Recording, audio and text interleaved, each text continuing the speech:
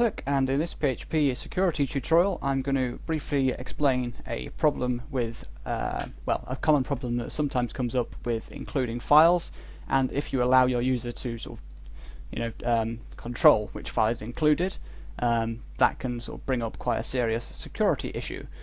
So what we've got here to demonstrate this problem is a very simple template system. So you see we have this URL here, it ends in index.php, which is this actual page file that we're accessing, and then it sends a get variable for page equals login.php, and then our index.php file, which is this, checks to see if that get variable exists, and if it does, it tries to include that file.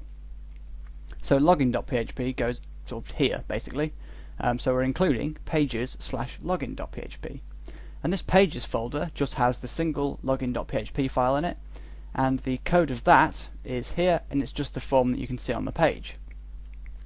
So this is essentially a sort of very simplified, a very simple templating system. And the problem with this is, though, that there's no validation of this input from the user. I mean, they could include any file with this. So, for example, if we just change this to include, let's say, register, which doesn't exist, register, not that it really matters, we get this error saying that PHP can't find the file, which is obvious because it doesn't exist. But this tells us, as the attacker, the path that is being included, pages/register.php.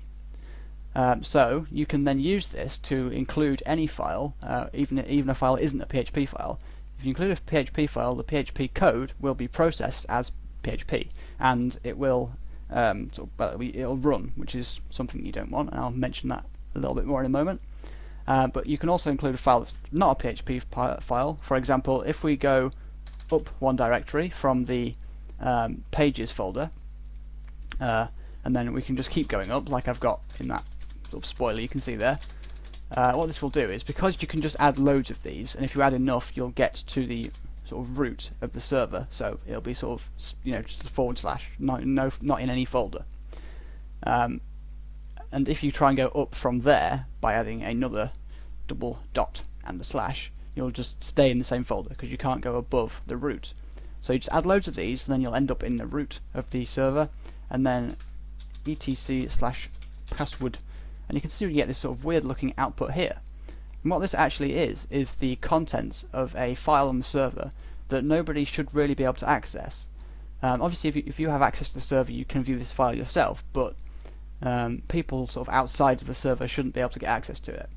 To be honest, this isn't particularly useful. The information that you can get from this is a list of all of the server's users and their home folders. So this could potentially show you like what websites are hosted on the server and that kind of thing. It's not massively useful, although it does highlight the problem quite nicely, because this is a file that nobody should be able to access via a web interface ever. I mean, you're not really supposed to even edit it. So yeah.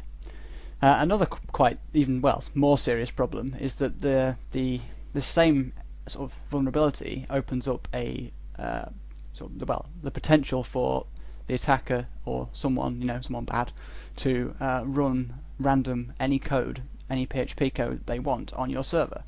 And obviously then they can upload their own files, they can delete your files, edit any pages. So basically what they can do then is fairly limitless. I mean, that's like the worst way of getting attacked, if someone managed to upload a file or run PHP code, well, any code.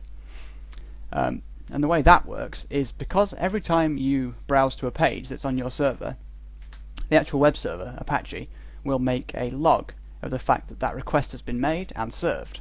It's usually used for stats and that kind of thing, but sort of debugging and that sort of stuff, server admin stuff.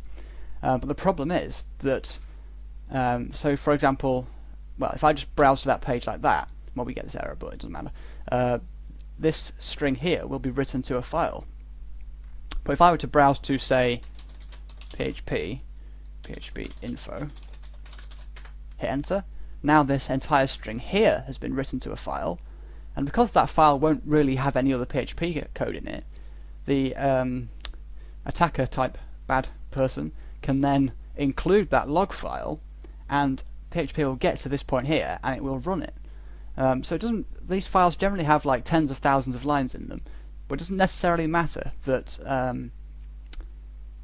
that the PHP process is quite fast at that kind of thing. So it basically they can then run any sort of arbitrary PHP code just by doing this. And then obviously they could have this code as like eval function or something, or they could download a file and save it locally that allows them to do other more complex sort of bad things. So what we need to do to prevent this causing problems is validate this input. Now if we just go back to say this original example of this, what we could do is check to make sure that this variable doesn't have any dots or slashes in it. However, that would not stop the problem of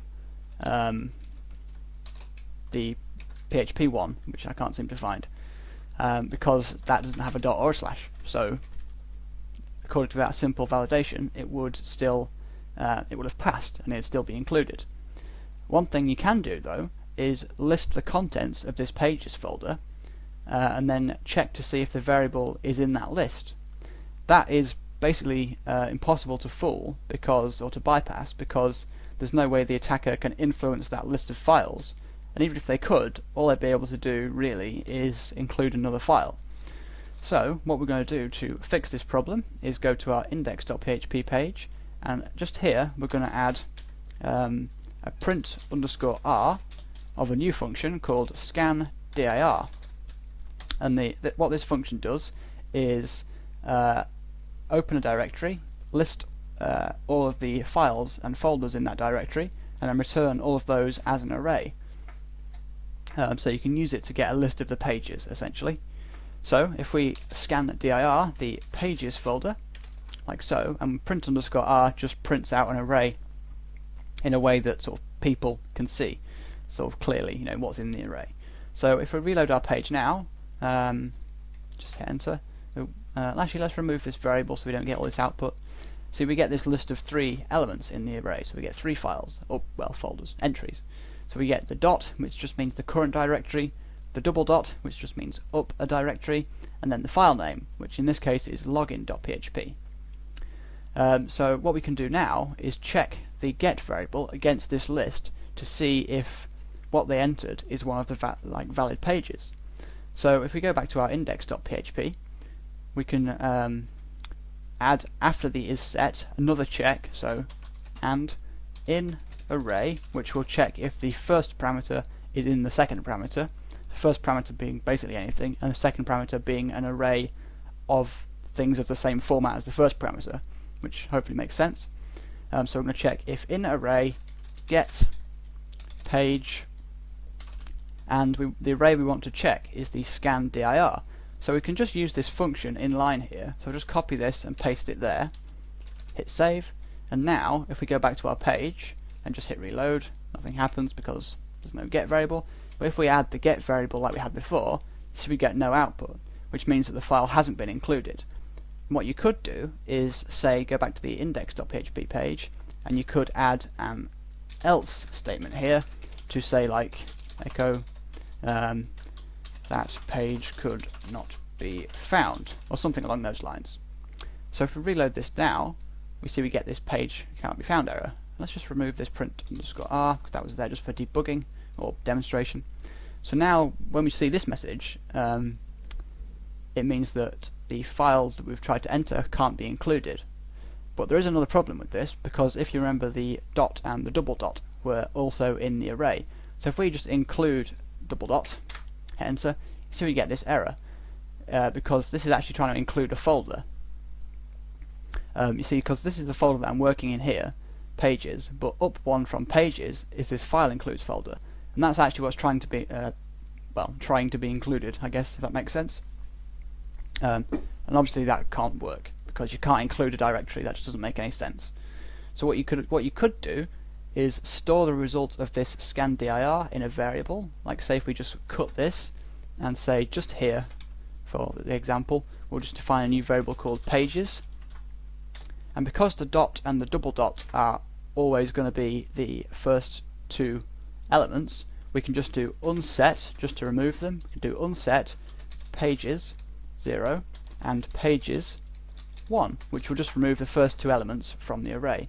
Then obviously here we just need to use the pages variable, like so, and hit reload, and you can see now we get the page could not be found. But if we go back to our login.php, that seems to be included, well, that is included as we expect. So that's a way to secure your file, your include lines, essentially. You just need to make the sort of, this is a general tip really, except it applies to file, file includes.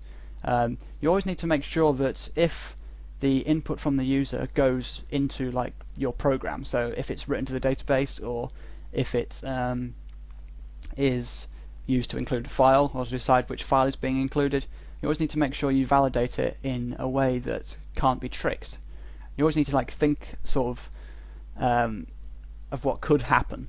Like say, like when we defined that get variable, you need to be thinking, instead of just thinking, oh, that'll include that file that I want, it'll be what will happen if someone types in something else. What could they potentially do? So that's basically it for this anyway, so thanks for watching, and hopefully this was pretty useful.